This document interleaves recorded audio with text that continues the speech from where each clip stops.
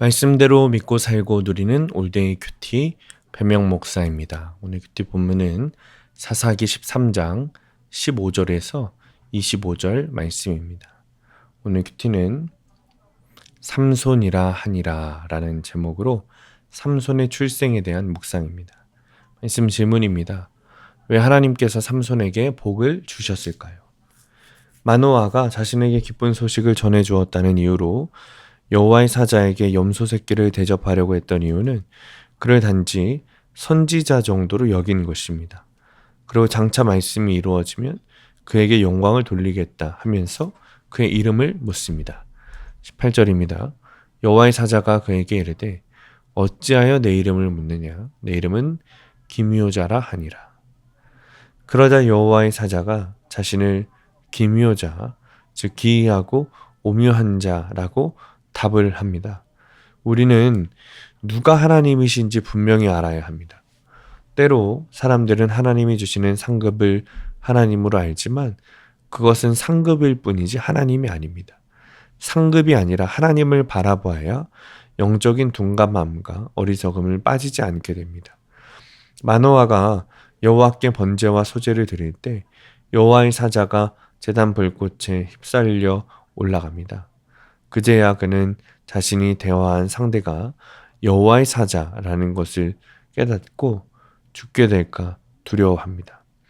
똑같은 일을 겪는 두 사람의 반응이 완전히 다른데 마노아의 아내는 하나님이 번제와 소제를 받으셨고 약속의 말씀도 주셨으니 죽지 않을 것이라고 말합니다.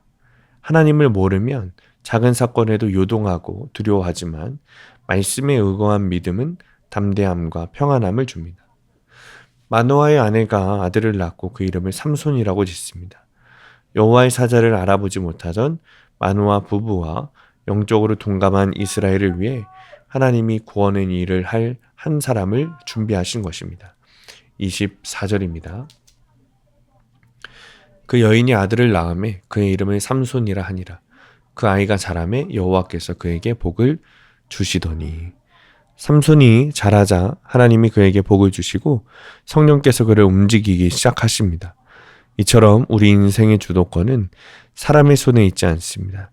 모든 것은 하나님의 복 주심과 성령의 역사에 달려 있는 것입니다. 적용 질문입니다. 내가 영적 둔감함에 빠져 분별하지 못하는 것은 무엇입니까? 두 번째, 나는 눈에 보이는 복을 구합니까? 아니면 하나님의 복과 성령의 도우심을 구하십니까? 오늘의 원포인트, 무엇이 하나님인지 잘 분별해야 합니다. 영적으로 둔감한 이유는 주님을 바라보지 않기 때문입니다. 주님이 아닌 것을 바라보며 그것이 하나님이라고 믿으면 영적으로 둔감해집니다. 이제는 정말 주님 바라보아야 합니다. 말씀으로 주님 바라보아야 합니다. 오늘도 썩어 없어질 것이 아니라 하나님을 바라보며 영적으로 민감한 하루가 되시길 축복합니다. 기도하겠습니다. 주님, 영적으로 둔감하여 분별하지 못하는 저를 긍휼히 여겨 주옵소서. 사건 앞에서 불신앙을 두려워하는 것을 용서하여 주시고 약속의 말씀을 의지하여 담대히 주님을 바라보게 하여 주옵소서. 잘 분별하여 하나님의 뜻에 순종하는 하루가 되게 하여 주옵소서. 예수님의 이름으로 기도합니다. 아멘. 오늘 큐티 말씀을 적용한 한 성도님의 큐티인 묵상 간증입니다. 어릴 적 저는 어머니 손에 이끌려 무당을 찾아 귀신에게 제사하며 우상숭배를 했습니다. 기묘자이신 하나님을 알지 못해 이 땅에서 성공하는 것을 인생의 전부라고 생각했습니다. 결혼 후 시부모님의 인도로 아이들이 먼저 교회에 다녔습니다. 주일학교 선생님들은 매주 전화로 아이들을 신방하셨는데 그 덕분에 저도 교회에 다니게 되었습니다. 주일마다 구속사 말씀을 듣고 소그룹 모임에서는 말씀으로 자기 죄를 솔직히 고백하는 지체들의 나눔을 들었습니다. 그러면서 제가 100% 죄인임을 인정하게 되었습니다. 이후 저는 아내와 엄마의 자리를 지키기 위해 가정의학과 의사 일을 잠시 내려놓고 이전에 거부하던 세례를 기쁨으로 받으며 주님의 자녀가 되었습니다. 그리고 교회에서 권면하는 모든 양육 훈련을 받고 작년에는 소그룹 리더로 부르심을 받았습니다. 그러던 중 시아버님이 담도암 진단을 받고 지병인 폐섬유증이 악화하여 위중해지셨습니다. 그때 저는 시아버지를 더 살게 해달라고 기도하며 이적이 일어나길 바랬습니다. 그러나 아버님은 생각보다 빨리 소천하셨습니다. 저는 홀로 되신 시어머니와 앞으로 살 일을 걱정하며 하나님 앞에 엎드렸습니다. 그런 저를 긍휼히 여기신 하나님은 시아버지가 투병하시는 동안 시어머님을 교회 공동체에 속하게 해주셨습니다. 아버님의 소천 후에는 남편을 그리워하며 힘들어하시는 시어머니를 교회 소그룹 지체들이 전심으로 돌봐주었습니다. 이 일로 여호와의 영이 저를 움직이기 시작하셨습니다.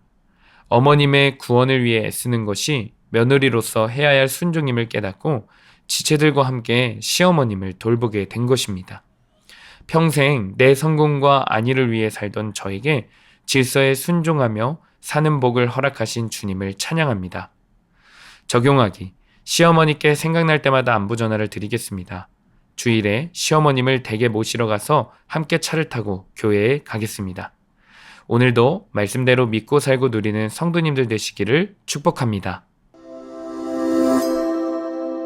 큐티와 신앙생활에 도움을 받기 원하시는 분은 네이버에서 수암감리교회를 검색하시거나 유튜브에서 수암감리교회를 검색하시면 도움받을 수 있습니다. 자세한 문의사항은 지역번호 031-482-8047번으로 문의하시기 바랍니다.